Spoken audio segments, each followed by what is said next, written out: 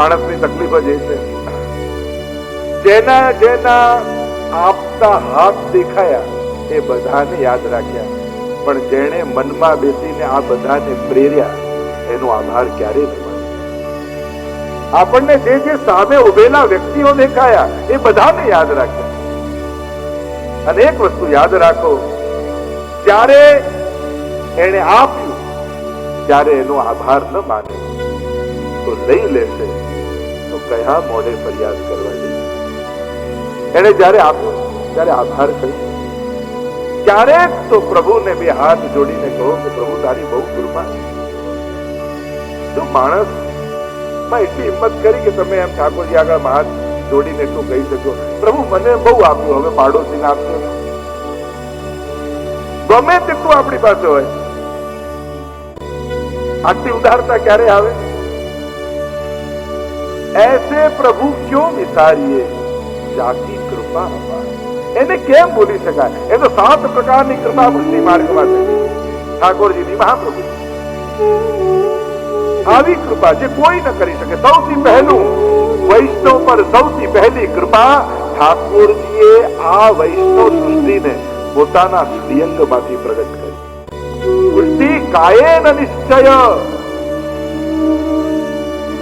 તમારું ઘડતર સાધારણ માટીનું નથી, કોઈ જુદી માટીથી તમને ઠાકોરજીએ ઘડેલા, એમ મહાપ્રભુજી કહી રહ્યા છે, હું નથી કહેતો. પુષ્ટિ પ્રભા મર્યાદા વેદ નામનો ગ્રંથ મહાપ્રભુજીનો 16 ગ્રંથમાં છે, અને એમાં સૃષ્ટિનું સર્જન 3 પ્રકારની સૃષ્ટિ ઠાકોરજી પ્રગટ કરે છે: પુષ્ટિ, પ્રભા અને મર્યાદા. મનમાંથી સૃષ્ટિ પ્રગટ કરીએ પ્રવાહી, જે મન ભાવે કરે પ્રવાહી. પોતાની વાણીમાંથી પ્રગટ કરી, વાણીમાંથી વેદોચ્ચાર થયા છે. વેદમાં ધર્મ છે, જે ધર્મના કર્મકાંડ અને વિધિ વિધાનમાં આસક્ત છે. શાસ્ત્ર આજ્ઞામાં જે આસક્ત છે એ મર્યાદા માર્ગી. અને પુષ્ટિ કાયેન નિશ્ચય, જેને પ્રભુએ પોતાના શ્રીઅંગમાંથી પ્રગટાવ્યા, શ્રીઅંગની સેવા માટે એ પુષ્ટિ સૃષ્ટિ એ મહાપ્રભુની આજ્ઞા છે. એટલે જન્મ તમારો થયો સાધારણ વ્યક્તિની જેમ, જે બધા જન્મે. વૈષ્ણવ કુળમાં તમે જન્મ્યા, વાત સાચી, પણ આ કોઈ અકસ્માત નથી કે ત્યાં જન્મ્યા હો તો આ ધર્મ પાળત, પેલી જગ્યા હો તો આ. તમે ગમે ત્યાં જન્મત, વૈષ્ણવ જ થાત, ઠાકોરજીને જ માનત, એમની જ સેવા કરત. કારણ તમારું વૈષ્ણવ થવું એ અકસ્માત નથી, ભગવાનનું આયોજન છે. પ્રભુએ વિચારીને તમને વૈષ્ણવ બનાવ્યા છે, તમને ઘડ્યા છે કોઈ જુદી માટી. એ મહાપ્રભુજીની આજ્ઞા છે. ભલે ક્ષિતિજલ ભાવ ગગન સમીરા પંચ રચિત અધમ શરીરા. એમ કહ્યું કે આ 5 તત્વોનું અધમ શરીર. પુષ્ટિ માર્ગમાં એમ નથી કહેતા. અહીંયા તો વૈષ્ણવનો દેહ ઘડે તો એક એક તત્વ જુદું. માટી લે તો વ્રજરજ લે, જલ તત્વ તો જમના જલ. એમ એક 5 તત્વોની ચર્ચા જેમાં વિસ્તાર નથી કરતો. 7 પ્રકારની કૃપામાં પહેલી કૃપા તમને શ્રીઅંગમાંથી મળ્યા, શ્રીઅંગની સૃષ્ટિ બનાવી. બીજી કૃપા, શ્રીઅંગમાંથી ઘડ્યા તો ખરા, પણ તમારા હૃદયમાં પુષ્ટિ ભક્તિનું બીજ વાવીને તમને મોકલ્યા.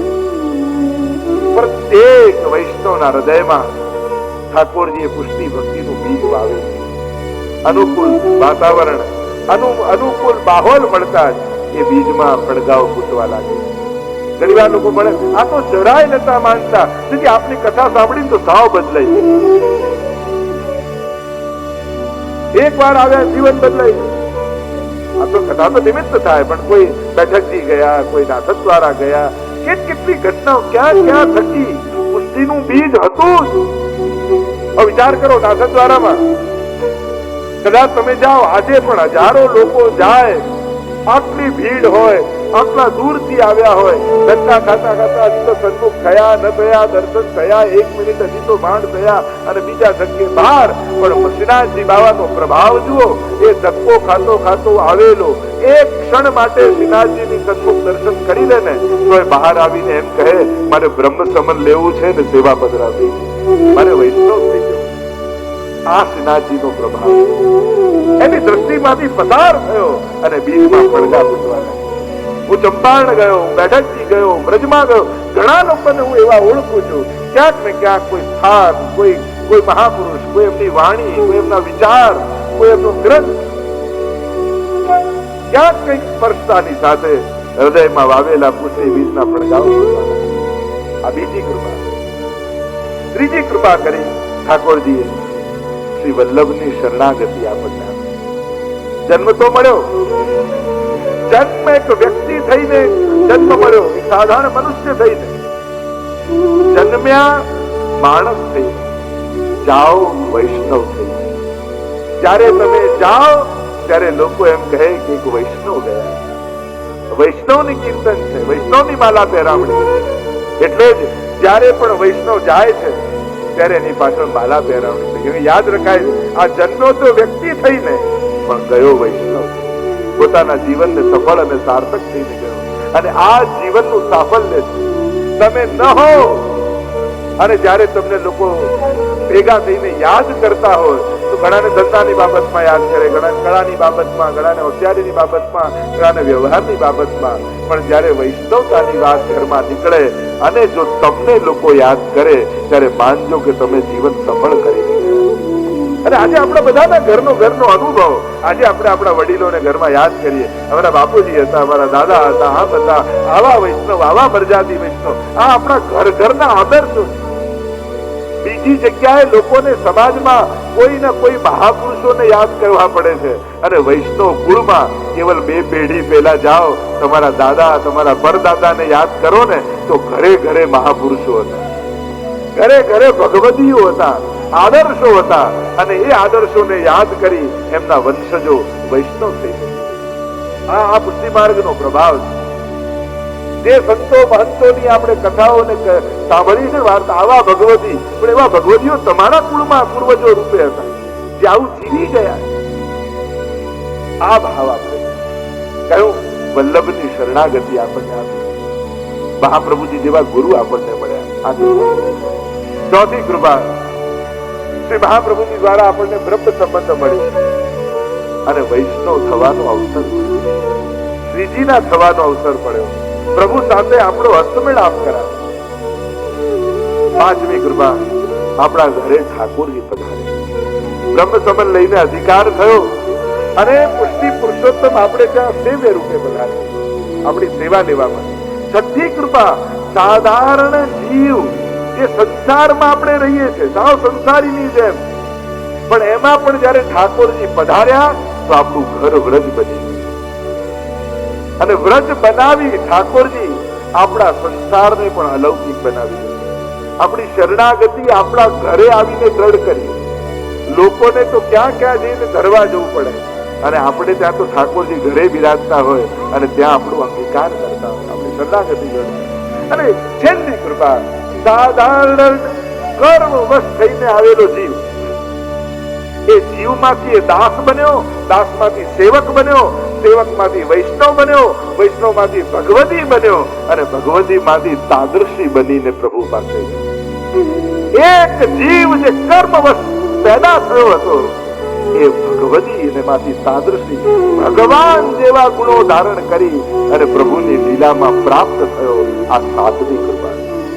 તો ऐसे प्रभु क्यों विसारिए, जाकी कृपा अपार, अपार कृपा.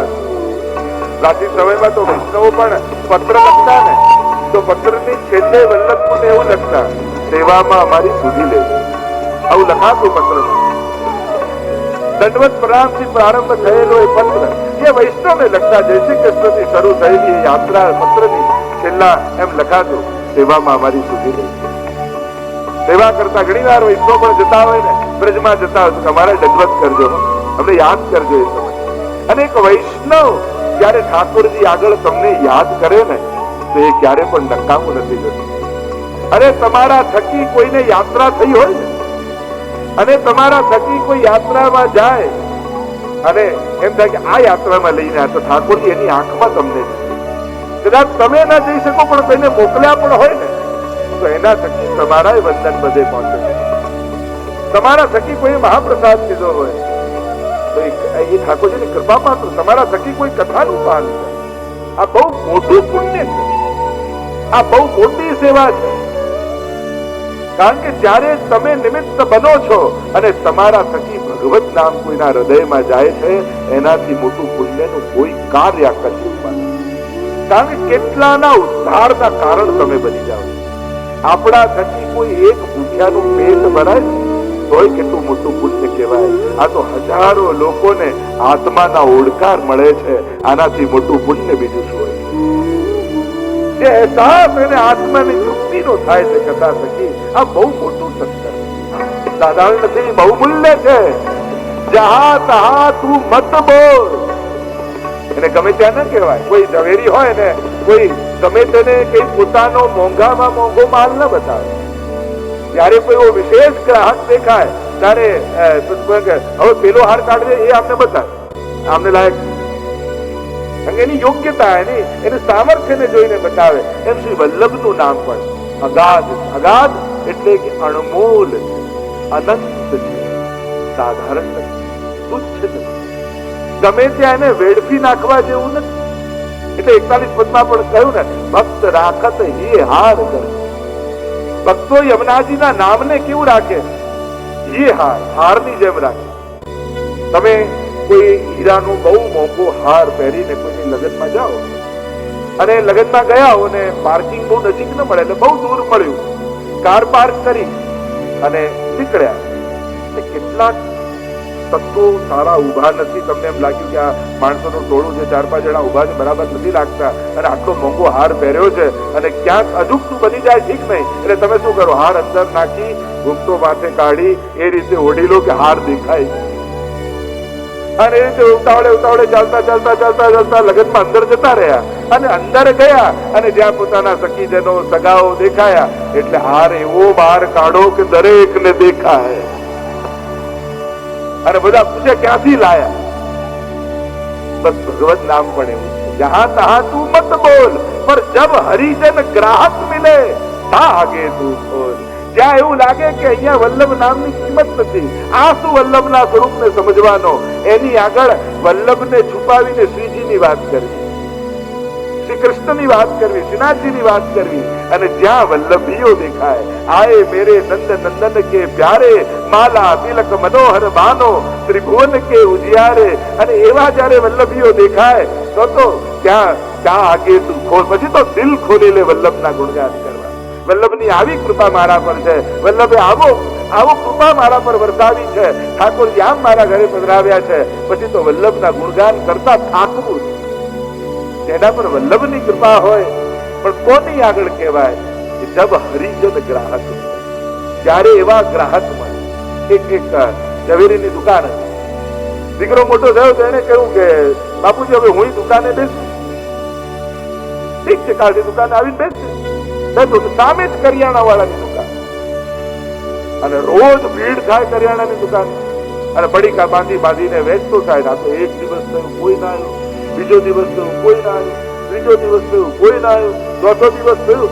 પેલો દીકરો યુવાન કંટાળ્યો કે બાપુજી સામે વાળાની દુકાનમાં જુઓ, કેટલી ભીડભાડ હોય છે, લાઈનો લાગે છે આ કરિયાણાની દુકાનમાં. અને આપણા ઘરે આજે 6 દિવસ થયા, કોઈ એકે આવ્યું નથી. જ્યાં આવું કહેતો હતો એટલામાં ત્યાંની જે રાણી નગર શેઠની પત્ની, એની લાંબી ગાડી આવીને ઉભી રહી, અંદર આવી અને એક જણ એવી આવી કે કરોડોનો માલ લઈને. અને ત્યારે પિતાએ કહ્યું, બેટા આ પડિયા બંધાતા દેખાય એમાં કાંઈ સાર નથી, એના કરતા અઠવાડિયે એક રાણી આવે ને તો બધું કામ થઈ જાય. એમ જ આ બધે પડીકા બંધાતા જોઈ, ભીડભાડ અને ટોળા જોઈ ક્યારે ભટકતા નહીં. તમારે ત્યાં તો જગતનો નાથ શ્રીનાથ આવવાનો છે, ખાલી પ્રતીક્ષા કરવાની વાત. પણ લોકોએ પડીકાની ભીડ જોઈ એટલે એમ લાગે અહીંયા ભીડ વધારે છે અને ઘણાના તો ભીડ જોઈને ભાવ વધે. આજે તો બહુ આનંદ આવે કે બહુ ભીડ હતી હો, એ તો ભીડ હતી એમાં આનંદ આવે.